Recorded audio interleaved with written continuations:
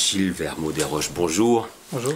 Alors, le printemps des millennials, il faut expliquer d'abord ce que sont les millennials. Les millennials, c'est l'ensemble des jeunes qui sont nés aux alentours de l'an 2000. Donc ça veut dire qu'ils ont aujourd'hui moins de 18 ans. Voilà, c'est ça. Et ils sont 1 milliard sur la planète, et c'est la première fois qu'il y a 1 milliard de jeunes sur la planète adolescents qui cherchent à trouver sa place dans le monde adulte et dans le monde du travail pour bâtir son avenir, dont 90% dans les pays en développement. 1/8 donc de la population mondiale. Et ces millennials, souvent les gens s'en méfient en disant ils ont les dents longues, ils ne nous correspondent pas, ils ne vont pas avec nous. Vous vous dites qu'il y a chez eux une richesse incroyable qu'il faut exploiter.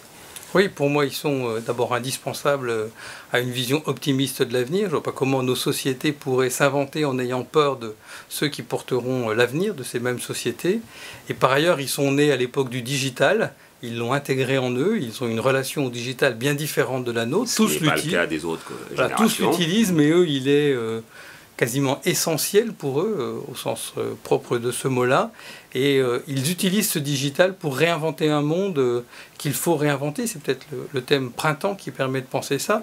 Le printemps se prépare par l'hiver. L'hiver, on le connaît, c'est tous ces comptes à rebours un peu vertigineux qui nous inquiètent tous. Celui écologique et celui autres. Du climat, de la biodiversité et de son extinction, celui du développement, parfois celui des inégalités, celui de la démographie, on vient de le dire. Et peut-être que ces millennials savent voir en cohérence l'ensemble de ces comptes à rebours pour trouver un chemin, une solution, d'où l'optimisme de ce livre, en prenant en compte beaucoup des initiatives que les uns et les autres ont déjà créées, et en nous invitant tous à les soutenir pour qu'ils en créent davantage, et qui réinventent le monde, comme le printemps réinvente les saisons. Et ce que vous nous dites dans ce livre, c'est qu'il faut leur faire confiance, et qu'il ne faut pas s'en méfier comme un certain nombre le font parfois, en se disant ils ne vivent que dans le virtuel.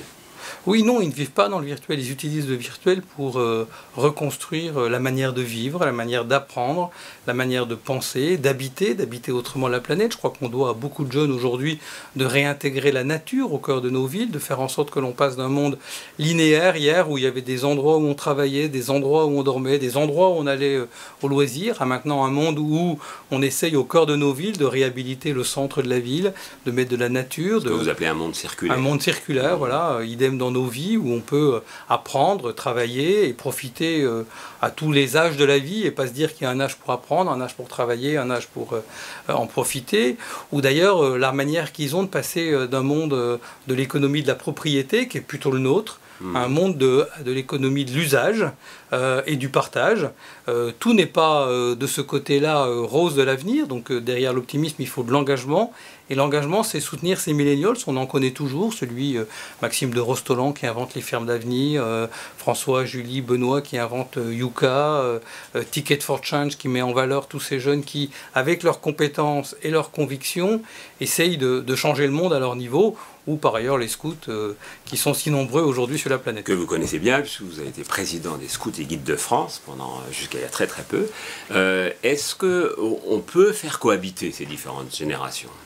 Oui, bien sûr. Je pense que ce serait une erreur de penser que ces millennials, parce qu'ils pensent à ces nouvelles manières de consommer, ces nouvelles manières d'apprendre, d'habiter, de se transporter, de faire la fête aussi, ou de travailler, le font que pour eux-mêmes. Ils le font pour tout le monde, et il est, me semble-t-il, urgent de bien comprendre quels sont ces nouveaux modes de vie indispensables pour réinventer le logiciel de toute cette humanité sur la planète et faire en sorte qu'on trouve un nouveau souffle, un printemps, pour le 21e siècle. Donc vous êtes très optimiste et vous nous dites faites leur confiance.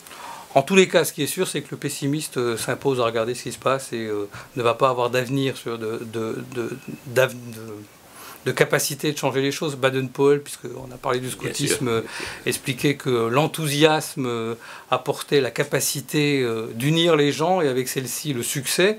Je crois qu'il faut derrière ces millennials qui ressemblent à tous les jeunes créateurs d'entreprises, et toutes nos entreprises, petites et grandes, ont été créées par l'enthousiasme d'un jeune, ont aujourd'hui probablement plus que dans les générations précédentes l'esprit d'entreprendre, y compris ici en France. On voit comment dans plein d'endroits, dans School Lab, dans la station F, dans Nouma, on a plein de jeunes qui mêlent leurs convictions, leurs capacités, la volonté de répondre à ces engrenages vertigineux pour mettre sur le marché une nouvelle solution. Poussons-les à le faire, c'est important pour eux, c'est important pour nous. Gilles Vermaux-Desroches, merci. Je rappelle donc le titre de votre livre, Le printemps des millennials.